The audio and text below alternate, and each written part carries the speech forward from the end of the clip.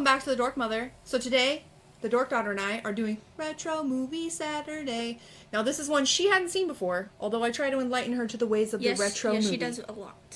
But this one she hadn't seen before, and it's Earth Girls Are Easy, circa 1989. Okay, I was just a wee one then, but watched it as a kid. Love it. It's got Jeff Goldblum, Geena Davis, Damon Wayans, Jim Carrey, various other peeps that y'all youngins probably never heard of, but y'all moms and dads out there be like, I know who those guys are. But it's a romance, it's a comedy, it's a rom-com, but you know what else it is? What is it? A musical. It's a musical. And I totally forgot. We went into it and I was like, I know the one main song, 'Cause I'm a blonde, yeah, yeah, yeah. And I'm not gonna lie, it's been stuck in our head all day, ever since we watched it. But actually, the whole thing's a musical. Everybody's got a little musical number from here from time to time. But yeah, so that's what we're going to be talking about today. More her feelings on it than mine, just because she'd never seen it before. But we'll do some weekly installments of Retro Movie Saturday. And it'll probably be some things we've both seen before, but we absolutely love. Today it was almost Beetlejuice. I'm going to tell you, it was almost Beetlejuice. Yeah. Because we were both feeling it. Although it would have still been on the Geena Davis train. We might watch it later today. We might just watch it just for fun. Okay, so the movie opens up, you've got a spaceship, and I'm not gonna lie, the graphics are cheesy as hell, but it was 1988, 89, whatever, probably made in 88, released in 89, so you gotta think, you get what you get, okay? It had a very Jaws 3D visual feel, and I almost wanted to put on 3D glasses to see what would happen. But anyways, you open up on the spaceship, and you got these fuzzy aliens, one's in hypersleep, whatever you want to call it, and the other two are searching through international signals to try to find stuff to watch on their little version of a TV, and this is Zebo and Whitlock, the two sidekicks, and they find half-naked ladies, and they're all about that jam. And it's hilarious. Yes, their reactions to, oh, they're bald, blah, blah, blah, but they're beautiful, come here, you know. And then they zoom in on Valerie, our main character, as she's laying by her pool, and they're like, oh, and they're pushing buttons, and let's just say, it was a crash landing. Okay, we'll come more on that later. But what were your feelings on the introduction of the aliens? I feel like it was like the cheesiest and funniest part of the movie.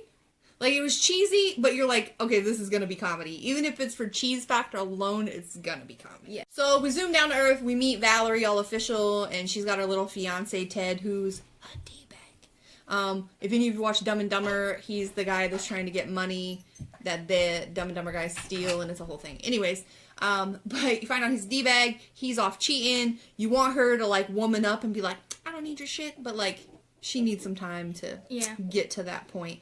And she's clumsy as hell. Like, comedic clumsy. Like, you know, you've heard the whole trope of, like, oh my god, like the Valley Girl thing, and this movie, well, first of all, it takes place in the Valley. Yeah. And they push that theme to the hilt. And, like, yeah, they beat it to death, but in, like, a hilarious way. So it's like, yeah. What was your thoughts on Ted? I don't really like him. I think he's just overrated and everything, so. Yeah, her whole thinking he's the cat's, you know, pajamas because he's a doctor and blah, blah, blah, blah, blah. No, like, okay, I'm not into chicks, but I think she's a hottie. Yeah, I think he just needs to chill. Yeah. Just a little bit. Like, first of all, don't go out doing other chicks. Oh, I just kissed the nurse in the car. You had hickeys on your neck, bro. You had hickeys. It's not fair. So, like I said, ship was crash landed, and then you know, she's, you know, sad the next day because of the whole Ted leaving thing, and then they crash land, and of course she's like, thinks she's so distraught and like sunbaked that she thinks it's an illusion, dives in the pool, headbangs, and knocks herself out. Like I said, she's clumsy to like a whole nother level. They get her, bring her in the ship to see if she's okay, make sure she's not gonna drown, do some CPR action, and she like wakes up. Of course you're gonna wake up going, oh my god, there's aliens, or whatever. And like, it's funny because when you come in the ship, you like shrink, like a shrink ray thing, because the ship is not as big as the people, you know, it's a weird not as big as you think. It's like the TARDIS. It's bigger on the inside. Doctor Who reference. But anyways, so, you know, she's in the ship, she starts freaking out, and she proceeds to pretty much break their ship even worse than it already was. Like, it's in her pool, but like, she pulls a lever and like floods the inside and gets all the controls wet, so now they're stuck. So, she brings them inside. gets them all, situated, hidden away or whatever, after she finally calms down that they're aliens. And then they have, like, this whole mimic thing where, like, she sits them down to watch TV, and, like, they start mimicking everything they hear, like, quotes of old movies, commercials, taglines. And that's how they basically learn their English, like, their words and everything. So they learn English that way, but so, of course, like, a lot of the stuff they learn is, like, TV quotes or pop culture quotes. So, of course, when they start quoting it back later in the movie, you're like, and it's hilarious. Yes, it's comedy. It's comedy. But so she's, trying to figure out how she's going to hide them and all this stuff. And that leads us later to the beauty parlor. But what did you think of the whole mimicking thing? I think it was pretty funny. And one part of I think it was the scene, Whiplock tries to go in the toilet, well, not the toilet, the litter box for the cat. And Valerie is like, no, you use the toilet. And he tries to go in the toilet. Yeah, like, she's like, no, like, he's gonna pull his, like, stuff down, like, his little loincloth thing or whatever he wears, like, in the litter box. And she's like, no. And she takes him to the toilet, and she's like, no, you go in here. And he's like, go in here? And he, like, tries to climb in the toilet. Like I said, the way that, try to learn things and how they don't understand how things work, it's really, really funny. And then their whole love touch thing that he does, where, like, he does it to the cat, because the cat don't like nobody, and he touches the cat, and the cat's all like, like some psychedelic acid trip type crap. It's good stuff. But on to the beauty parlor. So Valerie works as a manicurist, and so she's got her buddy that owns a salon or whatever, which, by the way, the beauty salon's name I looked up when I was doing my, to break down how we're going to do this video, and it's Curl Up and Dye, but dye like D-Y-E, like hair dye, and I'm like, and it's funny. Yes, I love the pun. I did not notice that when we were watching it, but good pun. But she goes to her friend at the beauty salon, like, trying to explain to her, like, these guys are aliens, whatever, and that whole conversation I thought was hilarious. I don't think she understands it at first. Yeah, like, she's like, no. But she's like a super Valley chick comedy. But anyway, she gives them the makeover, and they do, like, the reveal one at a time. So you've got Jim Carrey comes out, and she does, like, the surfer dude, blonde, like, skater kind of surfer dude look. And then you got Damon Wayans, and she kind of gives them, like, the cool hip-hop, like little cap, and, like, the high-top Converse, and, like, the loose jean, like, khaki jeans or whatever. And then you've got Mac. You've got the leader, Jeff Goldblum. Now, I don't know about any of you out there, but in Jurassic Park, when they got after Ian Malcolm's hurt, and he's laying on the thing, and he's got, like, the shirt open, and he's like, oh. It makes me feel some type of way. I'm just gonna let you know. And this right here, if you think Dr. Malcolm makes you feel some type of way, when they open up the little thing and you get the reveal of what Mac looks like, and you're like, what's up, Jeff Goldblum? Like, granted, it's like 30 years ago, Jeff Goldblum, 31 years ago, or but whatever. Who cares? You look good. I'm just gonna say he looks good. And you can tell that Valerie thinks he looks good, too. She's like, oh, okay, all right. But, yeah, so the whole deal with that and the reveal of, there's some comedic lines. I'm not gonna quote any, because they're borderline racist. Borderline racist, but, like, I don't know if racism can be cute. Like, it's not saying that it's bad, but, like, the way it's said is kind of weird. I don't know. Anyways, there are different funny lines that happen. Because, like I said, they're trying to figure out what they look like as normal shaved people. So, yeah. So, of course, the hairdresser lady was like, we gotta go clubbing or whatever. And Valerie's like, they can't go out. They're aliens. She's like, but they can still be dates. And, of course, they go cruising in the Converti, going down the strip. And, of course, there's girls, like, half-naked girls in the next car. I think it's a Jeep. Yeah. And they say something to Jim Carrey's character. And he instantly, like, does the whole mimic thing back at them. Super Valley Girl. And it seems like he's mocking her. We know he's not, because he's trying to learn from her. But she doesn't realize she doesn't even think he's mocking her. She's like, oh my god! Oh my god! Like, everything is just repeat. And then there's a whole scene where he does, like, this between the cars, and they go to a nightclub, and, like, of course, they're not bad-looking guys, so of course girls are like, hey. But they act so awkward. Like, some girls gotta be like, okay, this dude's cute, but, like, is he not super awkward, though?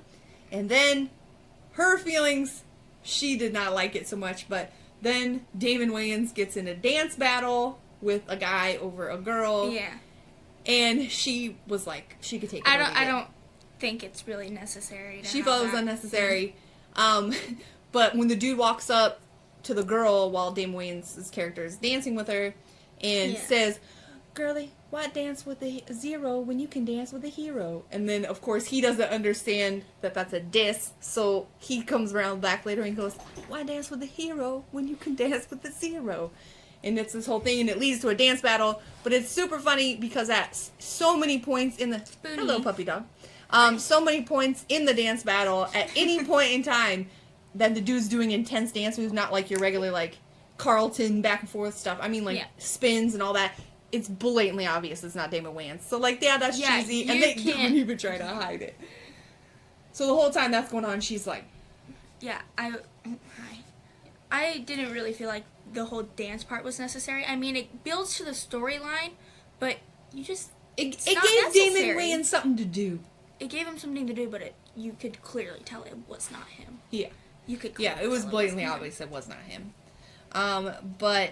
So, after the nightclub, there's some jokes about long tongues and inappropriate jokes that, I don't want this one. She knows what it means. But we're not supposed to think that she knows what it means. But, anyways, they have, like, long, snake-like lizard tongues, and girls are like, "I'm going home with him." But yeah, so then they go back to Valerie's. So we get back to Val's. Ted shows up. It's a whole awkward thing. She tries to lie and say that she won a weekend with a band from MTV, and then he calls the cops. It's ridiculous. The cops take Ted instead of them because they show up and Ted's like choking out Jim Carrey's character. But anyways, after that, she's super down in the dumps about it and goes to her room. And I'm gonna let her take it over because she's obsessed with it. This is my favorite scene of the movie. She's a pervert. I am not a pervert, but it's just... So Matt goes into the room, comforts her, and she's like, why not? But she also thinks, because he's an alien, that they won't be compatible with each other. I'm not going to make any hand gestures, but I'll say compatible. Compatible. No, so he goes in there, and he's like, "Are you okay, Valerie?" Like, I'm going to say, of all three of the aliens, he learned the English the best real quick, okay? He goes in, "Are you okay?" And then she's like, "Are you trying to make a pass at me? Because, like, we can't have sex." And he's like, "What is sex?" And she's like, like making love, like when a guy and a girl really like each other, and then they, like, take their clothes off. And, of course, he instantly gets naked. And she's like, oh, he goes, "Sex." And she's like, "Oh, we can't. I don't even know if we're compatible." And she looks down, she's like, "Okay, not an issue, but, and then she's like, gets all flabbergasted, and he's just so chill about it. Her face turned beet red when we were watching it. Like, Jeff Goldblum's just, like, casually stripping off his clothes, and then walks over, and he's, like, touching her, like, casually, gently touching her on the bed, like, "Okay," and she's like, "Okay, but I just don't want you to think," here's the name of the movie, "Earth girls are easy." And he's like, "What is easy?" And she's like, "This." Oh. And then, of course, then the whole making love sequence, I will say, tastefully done, was like some kind of over-the-top, like, dream sequence with, like, golden lights and sheets and romantical. I don't think she remembers this. But, Whiplock and, I forgot the other. Zebo look through the windows and see them. That's the next morning. Yeah, when they wake up. The next morning. But they yell through the windows, and then Mac's character's like, blah, blah, blah, blah, blah, in their alien language, and they're both like little kids running and knocked into the yard. Yeah. That's her favorite scene, because she's a pervert. I am not a pervert. For Jeff Goldblum.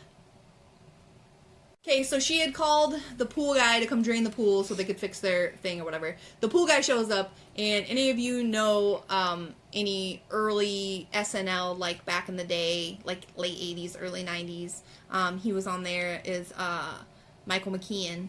He's done a lot of, like, the movies, like, Coneheads and all, like, the SNL shoot-off movies, and This Is Spinal Tap, different stuff like that.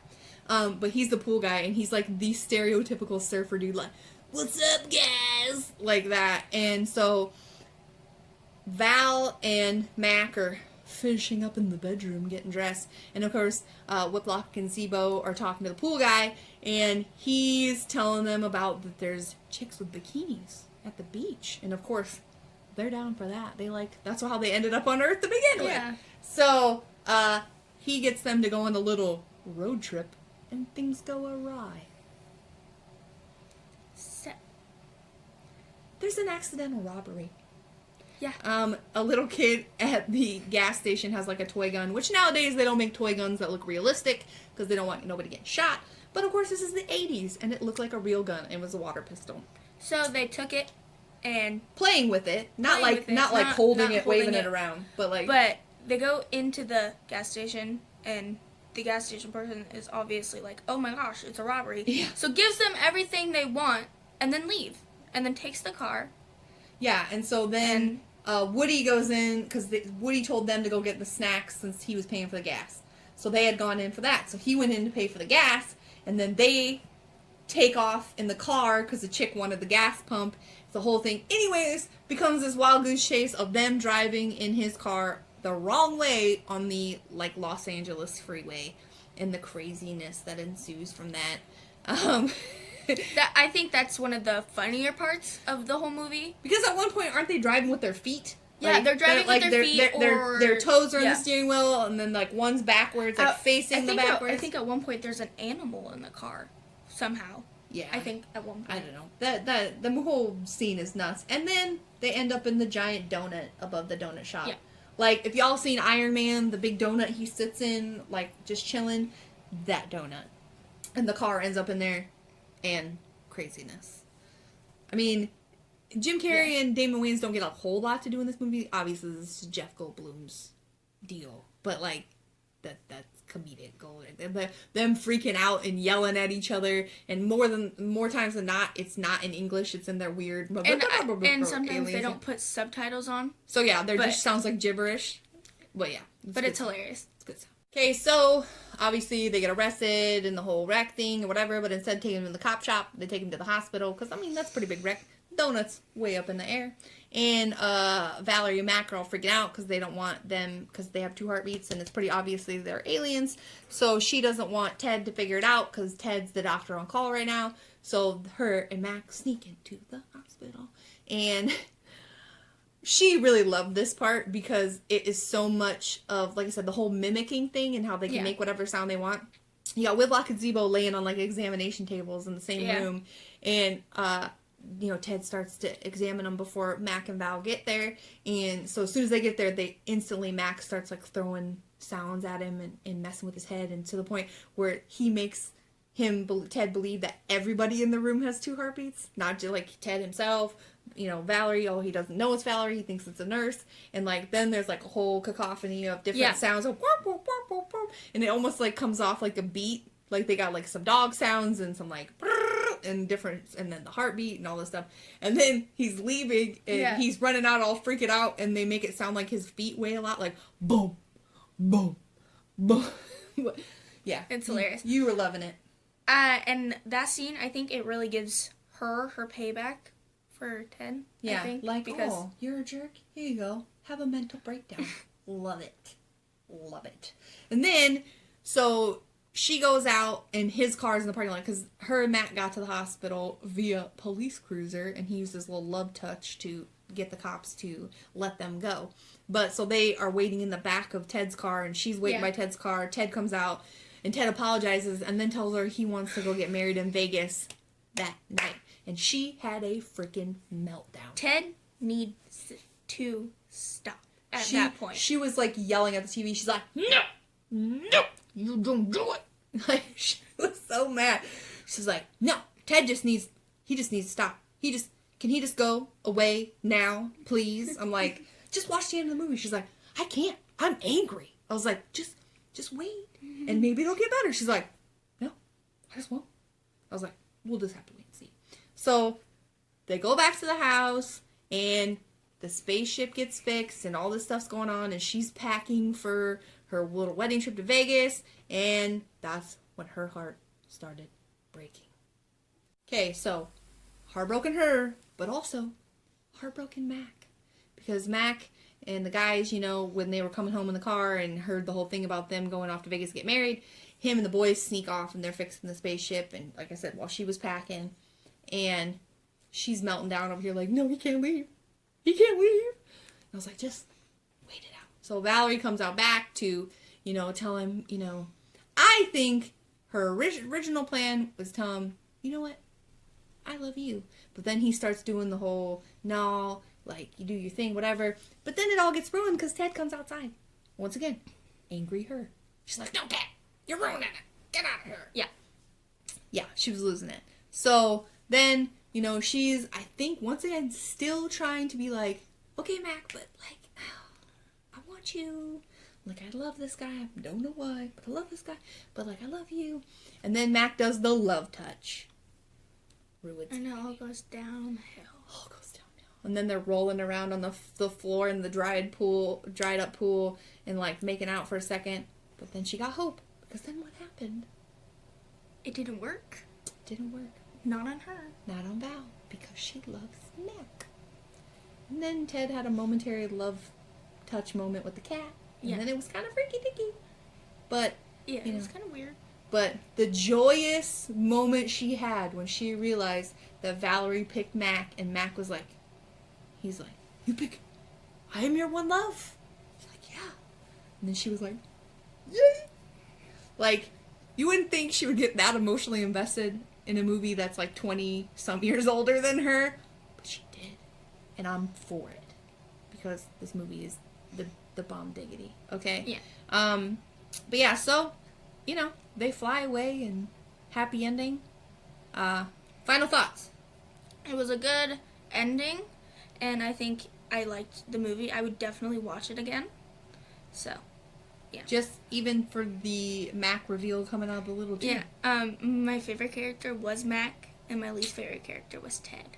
Well, Abby. Ted, yeah. Is Ted even a character, or is he just there to piss us off? I think both. I personally, like I said, I liked it. But, like, her girlfriend, the hairdresser chick, shows up at the end, like, hey, I brought some margaritas for your trip to Vegas. And I kind of wanted her to go with them. I thought she just was. so the boys, Whitlock and Zebo, would have somebody to talk to. Or hook up with, whatever. She was making out with Jim Carrey's character at the bar. So, whatever. But, yeah, I kind of wish they would have went that route where she would have went. Yeah. And then she would have had somebody else to talk to that was actually a human. Although, I'm pretty sure her and Mac are going to be too busy, if you know what I'm saying, to have anybody else to talk to for a while anyway. So, this has been Retro Movie Saturday with the Dork Mother. And the Dork Daughter. And thank you for watching, and we hope to see you back next time. We are not sure what we're going to watch yet, but we will let you know. But yeah, thanks for visiting the Dork Mother, and please be sure to like and subscribe, and I hope to see you again. Bye!